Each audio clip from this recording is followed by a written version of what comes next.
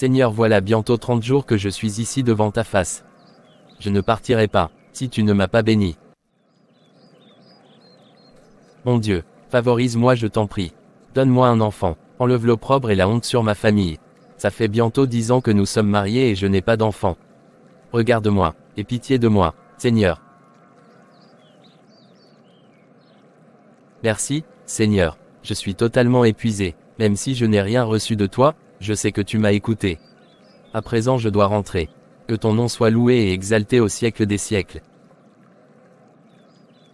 Ma chérie, mais où es-tu? Décidément, les femmes sont terribles.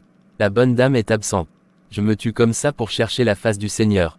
Et à mon retour, la bonne dame n'est pas foutue de m'accueillir. Par-dessus tout, il n'y a même pas de nourriture. Je regardais partout, il n'y a rien à manger. C'est intolérable. Je sens que je vais exploser bientôt. La bonne dame est sûrement avec un de ses dragueurs. Sinon, qu'est-ce qu'elle fait aussi tard dehors? Si elle ne me donne pas une raison valable, elle verra ce qu'elle verra.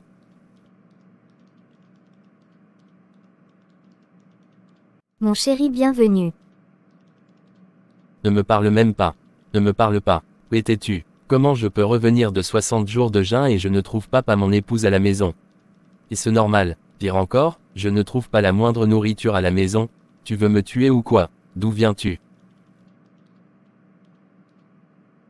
En plus, la bonne dame ne répond pas à mes questions. D'où viens-tu? Puis-je parler maintenant? C'est qu'elle méprise comme ça. Parle non. Je m'excuse mon chéri. Je m'excuse d'avoir été absente à ton arrivée. Aujourd'hui le pasteur a demandé qu'on apporte aux enfants de la rue de la nourriture.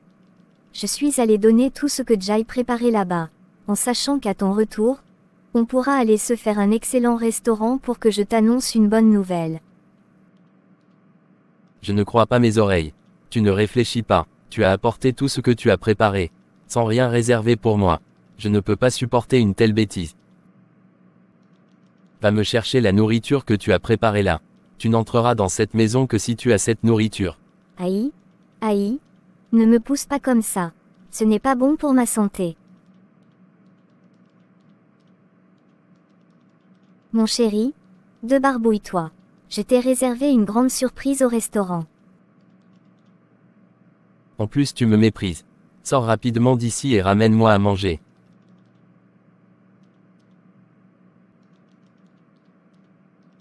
Il m'a frappé, pasteur. Il m'a frappé. Je ne comprends pas ce que je lui ai fait. Calme-toi ma fille, calme-toi. Je vais résoudre ce problème. Est-ce la première fois qu'il lève la main sur toi? Oui, c'est la première. Je ne l'ai jamais vu dans une telle colère. Tu dis bien qu'il sort d'un jeûne de 60 jours. Effectivement pasteur, je suis sorti de 60 jours de jeûne et la bonne dame n'a même pas préparé de la nourriture pour m'accueillir. Et à ton retour, tu uses de méchanceté envers ton épouse de la sorte. Qu'à veut dire que tu t'es baladé pendant tout ce temps? Comment ça, pasteur? Écoute-moi, Jésus Christ nous recommande de jeûner et de prier afin de ne pas tomber en tentation. Mais dans ton cas, ton jeûne et ta prière ne t'ont pas aidé à résister à la colère et la violence. C'est quelle prière que tu es allé faire là-bas? Si ta prière ne te rend pas plus fort, ne t'apporte pas la paix et la joie du Saint-Esprit, alors elle est vaine. Tu as perdu 60 jours pour rien. Tu ne connais pas le texte de Esaïe qui parle du jeûne. Écoute ce qui est dit. Voici, le jeûne auquel je prends plaisir. Détache les chaînes de la méchanceté. Donne-nous les liens de la servitude. Partage ton pain avec celui qui a faim. Laquelle de ces paroles as-tu mis en pratique? Pasto, je suis confus, pardonne-moi. Ce n'est pas à moi qu'il faut demander pardon, mais à Dieu et à ton épouse. En ce qui concerne l'Église, comme tu sais, nous ne tolérons aucune violence conjugale.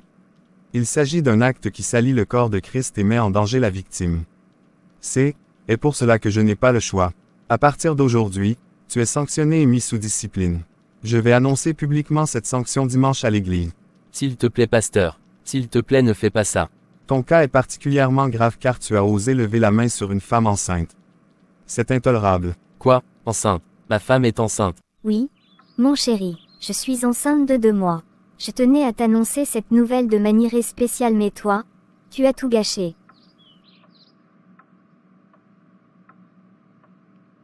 Mille excuses ma chérie, mille excuses. Je te demande pardon, Je ne connais le démon qui m'a envahi comme ça au point de commettre une si grande faute. Je ne le ferai plus jamais. S'il te plaît, je ne ferai plus. Si le restaurant La Tibbs toujours, je suis partant. Bien sûr, allons-y.